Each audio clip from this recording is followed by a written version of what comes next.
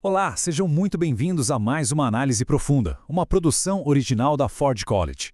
Bom, na nossa última sessão, dentro da trilha de transição da EVM para a máquina virtual da Solana, a gente explorou os contrastes arquitetônicos entre diferentes modelos de clientes. Vimos as diferenças teóricas, sabe? Aquela coisa de sincronização ansiosa contra a preguiçosa e todo o impacto da execução paralela. Mas hoje, o objetivo é conectar toda aquela teoria abstrata à realidade nua e crua de colocar isso tudo para rodar em produção, como se estivéssemos desenhando um projeto técnico mesmo. Vamos falar sobre a diversidade de clientes validadores e as implicações operacionais diretas no dia a dia de uma rede de altíssima performance. Vamos lá? Para começar, aqui vai um paradoxo fascinante e até um pouco cômico da engenharia de redes. Pensa bem, se o protocolo dita regras estritas de consenso, que absolutamente todos os nós precisam seguir à risca, por que na vida real, em produção, um validador pode simplesmente travar e cair durante um pico de tráfego, enquanto outro validador, ali do lado, rodando na mesma rede e com as mesmíssimas regras, continua operando de boa, só que com um comportamento totalmente diferente? É a velha piada de quem cuida de infraestrutura, né? As regras são as mesmas, mas os problemas são exclusivos. A resposta para esse mistério está exatamente na diversidade de clientes.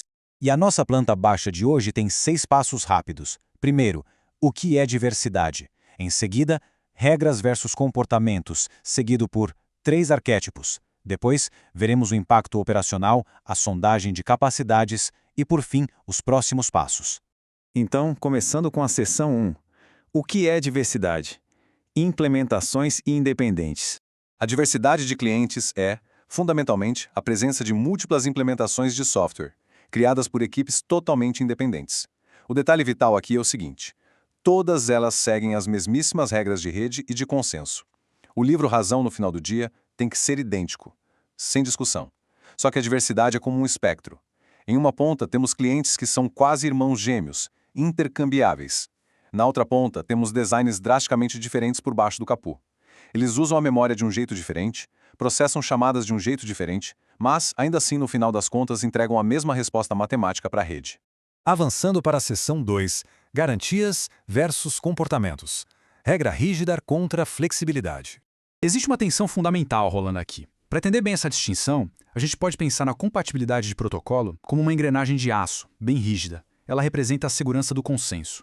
Se um bloco é válido, todos os clientes devem concordar e pontos final, sem espaço para negociação. Por outro lado, os comportamentos não normativos funcionam muito mais como uma mola flexível. Eles envolvem a performance sob carga, os famosos snapshots e toda a superfície da API RPC. Ou seja, as garantias restringem a engrenagem, mas não ditam como a mola se comporta. O grande desafio diário para quem está operando a rede acontece exatamente quando o sistema espera lidar com uma engrenagem, mas a ferramenta de monitoramento acaba enroscando na mola.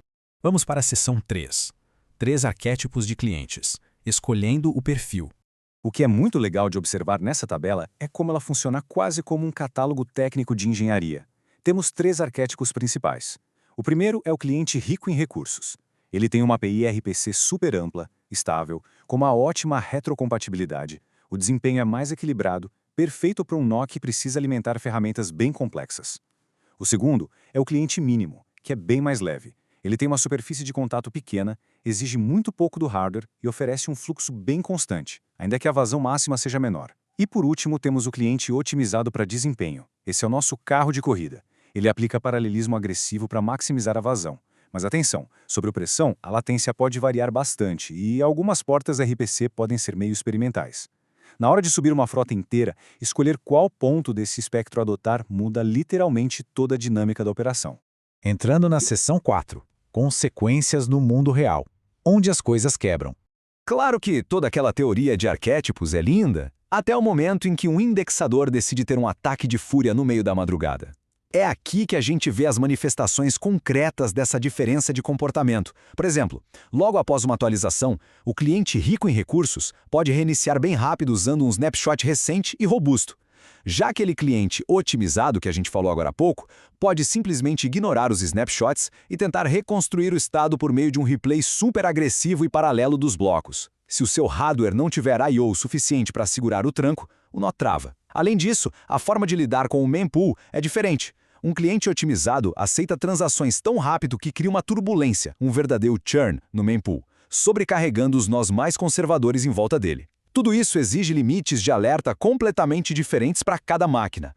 O resultado prático para quem constrói infraestrutura em cima disso tudo é, sem dúvida, uma enorme dor de cabeça com semânticas de API. Um indexador on-chain que espera campos estendidos numa chamada RPC vai funcionar perfeitamente com o cliente, mas pode receber dados incompletos de outro. Por isso mesmo, os pipelines de ingestão precisam ter um design altamente defensivo. A regra de ouro é clara. Ou a infraestrutura se adapta dinamicamente ao que cada cliente pode oferecer, ou ela tem que se limitar à padronização mínima, aquele denominador comum exigido pelo protocolo. O que nos leva à seção 5, sondagem de capacidades RPC. O aperto de mão digital. Como a gente resolve isso na prática? Com um fluxo que pode ser facilmente implementado em Rust. Funciona assim. Bem no momento da inicialização, antes de abrir as comportas de tráfego, o sistema envia uma requisição muito levinha para o nó, algo como um probe capabilities.